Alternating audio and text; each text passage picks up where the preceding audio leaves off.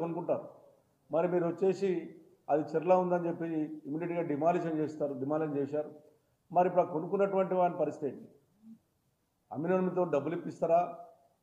మరి ఇచ్చినటువంటి పర్మిషన్ ఇచ్చినటువంటి కమిషన్ కానీ, హెచ్ఎండిఏ కమిషన్ కానీ, అదేవిధంగా మున్సిపల్ కమిషన్ సస్పెండ్ చేస్తారా?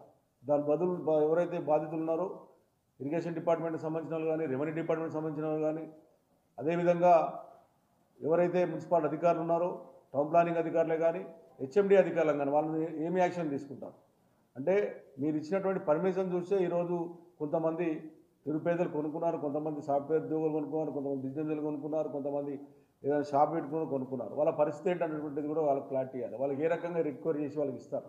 వాళ్ళు లేకపోతే వాళ్ళు నష్టపోవాలన్నా మీరు నిజంగా మీరు అక్కడ ఉన్నటువంటిది చూడకుండా కొన్నారనడానికి కారణం ఏంటంటే మీరు ఇచ్చినటువంటి పర్మిషనే ఈ రోజున వాళ్ళు లోన్ తీసుకోవడం కానీ వాళ్ళకి వచ్చేటువంటి ఆలోచన ఉంటుంది. ఇప్పటికే కొన్ని బిల్డింగ్లలో లోన్ తీసేసుకొని వాళ్ళ నెలలు కూడా వాళ్ళ పేమెంట్ కట్టే అవకాశాలు ఉన్నాయి. కాబట్టి వాళ్ళ పరిస్థితి ఏంటి అది కూడా ఒకసారి ఆలోచన చేయండి. ఎందుకంటే ఒక మంచి స్టెప్ వేసేటప్పుడు కొన్ని కష్టాలు వస్తాయి.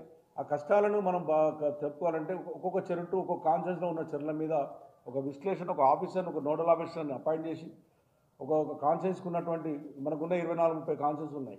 ఆ 24-30 కాన్సెన్స్లలో ఒక కాన్సెన్స్ ఒక నోడల్ ఆఫీస్ని వేసి ప్రత్యేకంగా చెర్ల మీదనే దాన్ని ఏం చేస్తే బాగుంటుందని పెట్టి ఇది ఒక హైదరాబాద్ ఎమ్మెల్యేలను కూడా, హైదరాబాద్కు సంబంధించిన ఎంపీలను కానీ, హైదరాబాద్ ప్రజాప్రతినిధులను కూడా ఒక మీటింగ్ ఏర్పాటు చేసి ఈ రకంగా చేయబోతున్నామని చెప్తే ఇది బాగుంటుంది. ఎందుకంటే హైదరాబాద్ ప్రజలలో భయబాంధవులు కొంతమంది భయపడతా ఉన్నారు. కాబట్టి దీన్ని పూర్తిగా తొలగించాలి. కొంతమంది హర్షిస్తారు, కొంతమంది బాధపడతారు.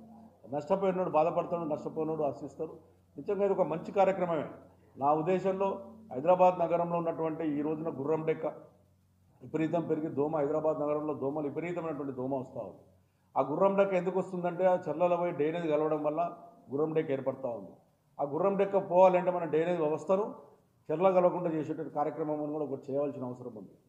ఎప్పుడైతే గుర్రం డెక్కని మనం దాన్ని చేయగలిగినట్టుంటే బ్రహ్మాండం చేయొచ్చు. మా కేటీ రామారావు గారు ఉన్నప్పుడు ఉన్నటువంటి చెర్లన్నింటికి ఎస్టీపీలు పెట్టడం కార్యక్రమం చేశాం. ఇప్పటికే మా కుకుట్పల్లి కాన్ఫరెన్స్లో ఎస్టీపీలు కనీసం ఒక 10 చెర్లు 9 చెర్లకు ఎస్టీపీలు కంప్లీట్ అయినాయి. ఇంకొక 10% ఉన్నాయి. ఆ ఎస్టీపీలు ఎందుకు పెట్టామంటే చెర్లలో నీళ్ళు పోకుండా ఉన్నటువంటి డ్రైనేజీని ఎస్టీపీ ద్వారా ఫిల్టర్ చేసి మళ్ళీ చెర్ల వదిలి దాని ఫిల్టర్ ద్వారా చేసినట్టుగా గొలుసు చెట్లు ఏ రకంగా చేశామో ఈరోజు ఆ కుకుట్పల్లి కాన్ఫరెన్స్లో ఎస్టీపీలు కూడా అన్ని బ్రహ్మాండంగా చేశాం. కొన్ని ఎస్టీపీలు అయితే చెర్లనే మరి కట్టాం మరి దాని ఆలోచన ఏంటి? ఇవన్నీ కూడా న్యాయపరంగా ఉన్నటువంటి ఆలోచనతో న్యాయ నిపుణులతో చర్చించి చెరువు హైదరాబాద్ నగర ప్రజలను మంచి ఉద్దేశం చేయాలని చెప్పి నేను ముఖ్యమంత్రి విజ్ఞప్తి చేస్తాను. మీరు తీసుకున్న నిర్ణయానికి నేను పూర్తిగా మద్దతు ప్రకటిస్తున్నాను. కానీ ఇవన్నీ ఆలోచన చేయండి. ఇవాళ మా దగ్గర బోయిన చెరువు ఉంది బోయినపల్లిలో. అక్కడ సుమారుగా 40 సంవత్సరాల కిందనే కట్టుకున్నారు. అక్కడ 40 సంవత్సరాల ఎస్సీ కాలనీ మొత్తం ఎస్సీలే ఉంటారు. అక్కడ కట్టుకున్నారు. వాళ్ళకి అన్ని ట్యాక్స్లు ఉన్నాయి, అన్నీ ఉన్నాయి. మరి ఇవాళ మీరు